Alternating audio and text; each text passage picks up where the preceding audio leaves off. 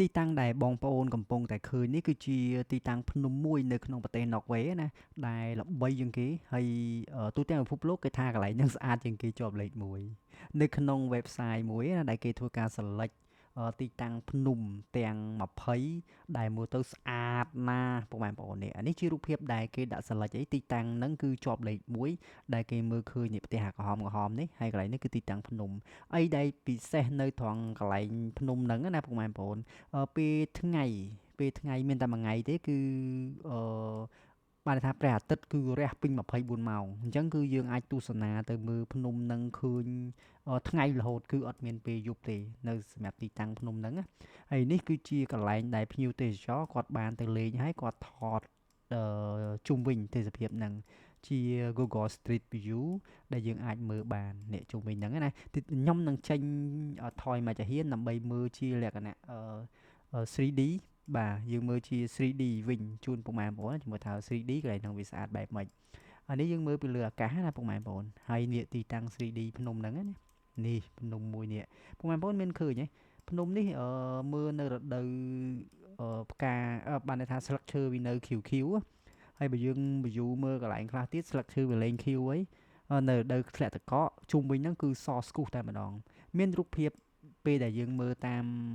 ខែល្ងាអាខែធ្លាក់ទឹកកកហ្នឹងជុំវិញហ្នឹងមិនបាច់មើលទេដូចភ្នំនៅអេវ៉ារ៉េសអញ្ចឹងប៉ុន្តែបើខែភ្លៀងចន្លោះពីខែ7ខែ8ខែ9ហ្នឹងផុតខែក្តៅទៅណាពុកម៉ែបងប្អូនគឺកន្លែងហ្នឹងគឺជាទេសភាពដែលស្អាតនិយាយទៅដូចរូបភាពដែលគេថតមកនេះអញ្ចឹងនេះរូបភាពនេះណាបងប្អូនដែលមានផ្ទះពណ៌ក្រហមហើយដបូក្រហមហ្នឹងហើយព័ទ្ធជុំវិញទៅដោយភ្នំបាទហើយទេសភាពកន្លែងហ្នឹងគឺឃើញស្អាតណាជាមួយខ្ញុំចោះទៅកន្លែងមួយដែលយើងអាចមើលនៅក្នុង map ហ្នឹងយើងចោះទៅទីតាំងមួយដែលគេ view មើលណាយើងអាចចោះបានច្រើនកន្លែងនៅ Norway អត់ពិបាកចោះទេទេសភាព view នៅខាងក្រោមចូលសឹងបានគ្រប់ផ្លូ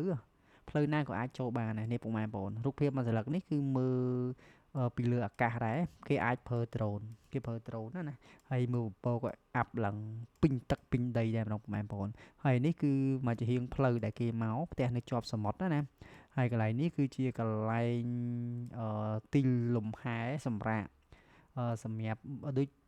ចយើងមើលទៅដូចជាថាជាផ្ទះសំណាក់ចុះកន្លែងហ្នឹងណាពុកម៉ែបងប្អូនហើយជាការបានស្មានទេខ្ញុំមិនដឹងថាកន្លែងហ្នឹងផ្ទះសំណាក់ឬក៏មែនទេនេះគឺផ្លូវស្ពានដែលគេជិះកាត់មកលេងនៅកន្លែងហ្នឹង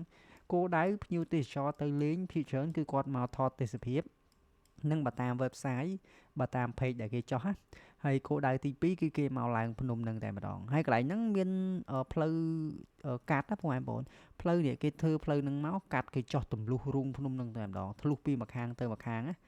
Norway ពោពេញទៅដោយភ្នំនៅម្ដុំហ្នឹងអញ្ចឹងពុកម៉ែបងប្អូនអាចចូលមើលបានកន្លែងហ្នឹងគឺមានកន្លែងមើលច្រើនណាពុកម៉ែបងប្អូនក៏អាចចូលមើលខ្លួនឯងបានដែរចូលចុចលើ Google Earth ទៅវាយពាក្យថា Rien Forest បាទភ្នំនេះបងប្អូនភ្នំនេះគឺចូលរដូវក្តៅអីកន្លែងនេះដោយសារតែអត់សូវមានដើមឈើស្លឹកឈើទេនេះផ្ទះក្រហមដែលគេថតបានណាអូខេភ្នំហ្នឹងលយហើយកម្ពស់គឺ448ម៉ែត្រកម្ពស់របស់ភ្នំហ្នឹងมันជាទាបប្រមាណទេភ្ញៀវទេសចរបរទេសចូលចិត្តឡើងឲ្យតែខ្ពស់ប្រភេទព្រៃភ្នំអីហ្នឹងគឺពួកគាត់សប្បាយណាស់ក្នុងការឡើងពុកម៉ែបងប្អូនគេថាជាកំពូលភ្នំដែរល្បីល្បាញជាងគេបំផុតនៅប្រទេសណ័រវេសឈ្មោះវាគឺ Rainfork បាទ Rainfork អូយឈ្មោះពិបាកហៅបាទអឺ Renefort បាទ Renefort ប្រជុំកោះណ័រវេសហើយត្រូវបានគេចាត់ទុកថាជាទីតាំងដ៏ស្រស់ស្អាតបំផុតនៅលើពិភពលោកកន្លែងហ្នឹងណាពុកម៉ែបងប្អូន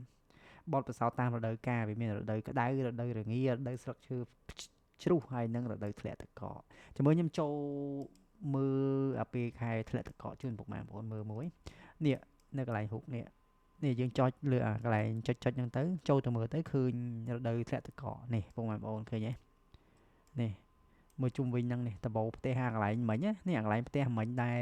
យើងឃើញមានផ្ទះច្រើនណាខែធ្លាក់ទឹកកកអញ្ចឹងគឺសស្គុះអញ្ចឹងតែម្ដងជុំវិញនេះសមុទ្រហើយកន្លែងនេះគឺកន្លែងស្ពានដែលយើងឆ្លងកាត់មកមិញហ្នឹងរដូវធ្លាក់ទឹកកកមានមករដូវកាលទៀតប្រភេទរដូវក្តៅហើយមួយសន្លឹកទៀតគឺយើងមើលចំពេលយប់ក៏ស្អាតដែរនេះបងប្អូននេះចំណុចមួយនេះយើងចូលចំណុចហ្នឹងមួយទៅឃើញទេសភាពដែលគេថតពេលយប់វិញ ដូចឥន្ធនូ7ពណ៌អញ្ចឹងបងប្អូនពេលយប់នេះនេះមើលពីពេលយប់គេប្រើ drone ថតដែរយើងមើលជុំវិញមួយជុំទៅអូខេអញ្ចឹងភ្នំហ្នឹងគឺជាប់លេខ20ជាប់លេខ1ជាប់លេខ1នៅក្នុងតារាងរបស់គេណាយើងទៅមើលភ្នំមួយទៀតបងប្អូនភ្នំមួយទៀតនៅប្រទេស New Zealand វិញម្ដងអូខេអញ្ចឹងភ្នំនេះគឺធ្វើប៉ុណ្ណឹងបានហើយចាំចូលទៅភ្នំទី2ទាំងអស់គ្នា